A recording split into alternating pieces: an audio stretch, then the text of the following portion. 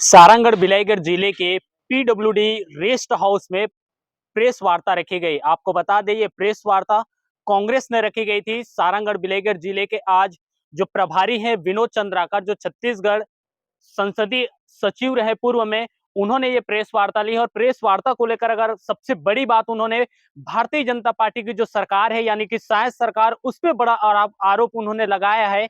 और जो युक्ति युक्तकरण को लेकर जिस तरीके से सरकार ने नियम निकाला है युक्ति युक्तकरण को लेकर, उन्होंने इसका पुरजोर विरोध किया है।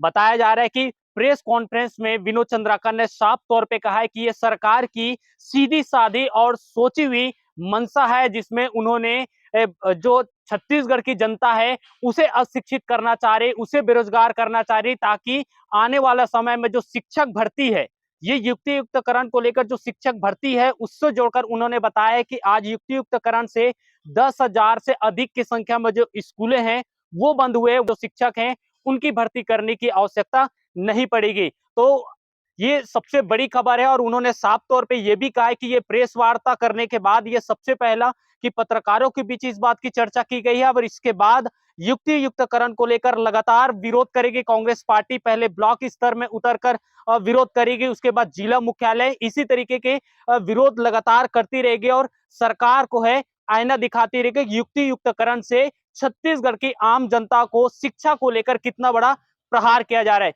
देखिए उन्होंने अपने प्रेस कॉन्फ्रेंस में क्या कुछ कहा। साथियों, जैसा कि आप सबको पता होगा कि प्रदेश में 10,463 स्कूल भाजपा सरकार बंद करने जा रही है, जिससे होना क्या है कि लगभग 45,000 शिक्षक हमारे इस युक्तिकरण से ये पद खत्म हो जाएंगे।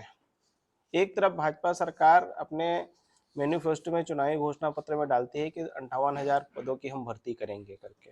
विधानसभा के दौरान शिक्षा मंत्री, तत्कालीन शिक्षा मंत्री बोलते हैं कि हम 35,000 पदों की भर्ती करेंगे शिक्षकों की करके। दूसरी बार बजट सत्र में आता है कि 20,000 शिक्षकों की हम भर्ती करेंगे करके।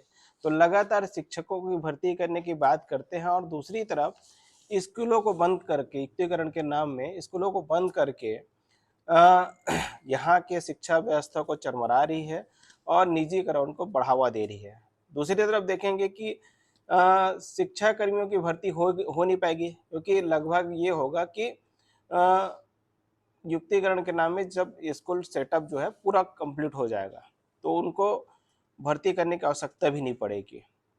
और इस फैसले से हमारे जो मध्याह्न भोजन बनाने वाले लोग हैं या महिला स्व सहायता समूह के लोग हैं जो खाना बनाते हैं या सप्लाई करते हैं, और उस स्कूलों में जो स्वीपर हैं, वैसे बहुत सारे पद खाली हो जाएंगे।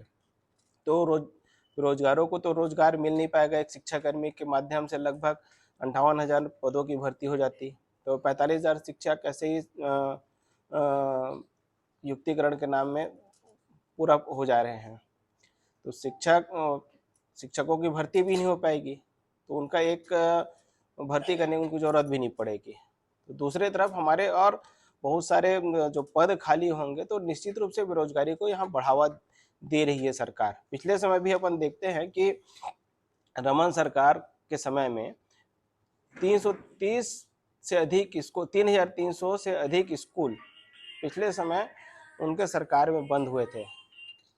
वैसे ही अभी अगर प्राइमरी स्कूल में बात करें तो पहले एक प्रिंसिपल, 2 सहायक हुआ करते थे, उसको खत्म करके एक शिक्षक और एक प्रिंसिपल, ऐसा सेटअप बना रहे हैं।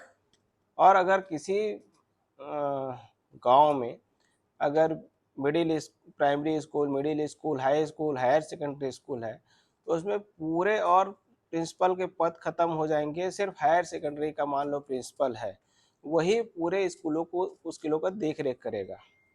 और आज के डेट में अगर देखा जाए तो स्कूल में बहुत सारे शिक्षकों के पास काम भी होते हैं, ऑनलाइन का काम होता है कि और अन्य काम उनको मिलते रहता है। तो दो लोगों में क्या शिक्षा की गुणवत्ता होगी बताइए।